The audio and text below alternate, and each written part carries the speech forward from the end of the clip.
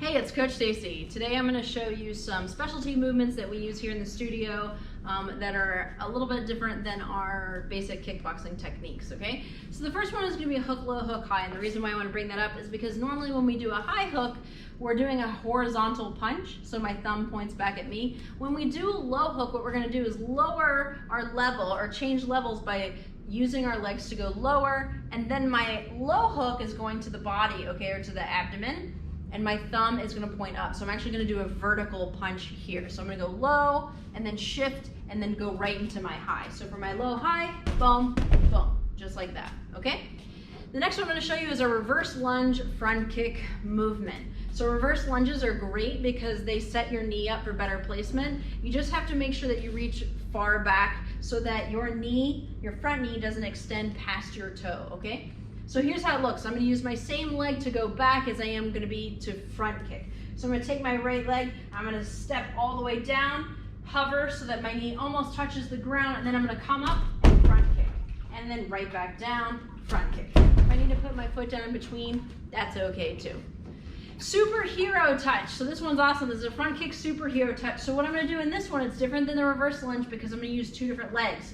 So I'm going to front kick with my right, then I'm going to put my right down next to my left and send back my left arm and basically drop two hands down, and this movement basically looks like a runner's lunge, okay? Here and then back. So I'm going to front kick, bam, front kick, boom. Alternating back fist. So a back fist isn't a technique that we do very often, but it is one that I like to bring in a lot, and it comes from martial arts. So the back fist, I'm actually literally going to hit with the back of my fist. So this movement comes, I start by coming across my body and releasing and hitting with the back of my hand, okay? So I'm going to go here and I turn my hips too.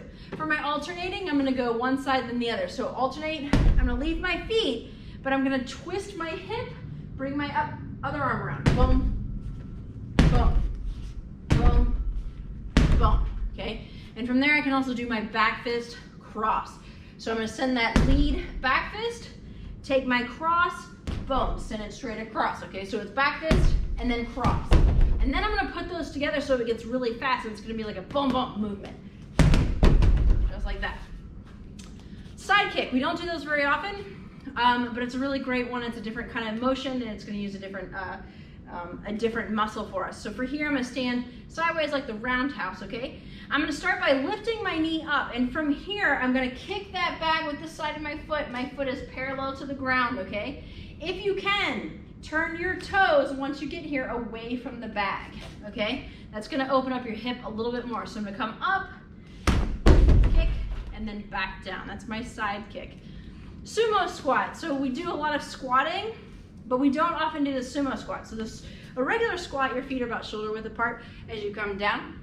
My sumo squat, it's going to be nice and wide. My toes are actually going to point out a little bit, and I'm going to come down, drop those hips down, and then back up.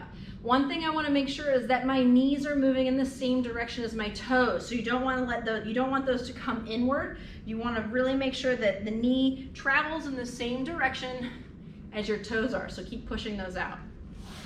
On the bag, a really fun movement I like to use, I call it the push. So this is really, it's a super powerful one. It's nice and easy. You're literally going to take both hands and you're going to push that bag nice and hard. Boom. You're going to push it. Give it a little push.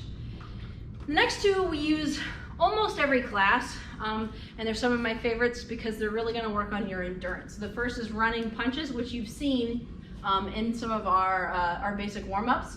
So when I'm on the bag, same thing, make sure you're standing far away from the bag. So you don't want little tiny punches, you want full long range punches, okay? I always like to say my hand comes right back to my cheek, my elbows stay down, send it right back, one at a time. It's a little pitter patter on the bag, okay? So you're not hitting the bag hard, it's nice and light, but you're moving quickly, okay? Then we have what we call speed punches. Now speed doesn't mean quickly with no power. What speed means is you're going to be doing consistent punches, jab crosses on that bag for whatever time, let's say it's 30 seconds, and you're going to try and do that at 30 to 40% power. Technically speaking, I really want you to punch as hard as you can, as fast as you can for that time, but that's probably going to end up being about 30 or 40% of your power, because there's no way for 30 seconds are you going to be able to go all out 100% of your power. Probably not. You might be able to get close. If it's just 10 seconds, you can get there, but your percentage of power is going to change depending on the time, how much endurance, how many rounds you've already done. So for speed punches, I do want that bag moving quite a bit, okay? So you're going to go on and on and on and on and on as fast as you can, but also as hard as you can. So speed punches.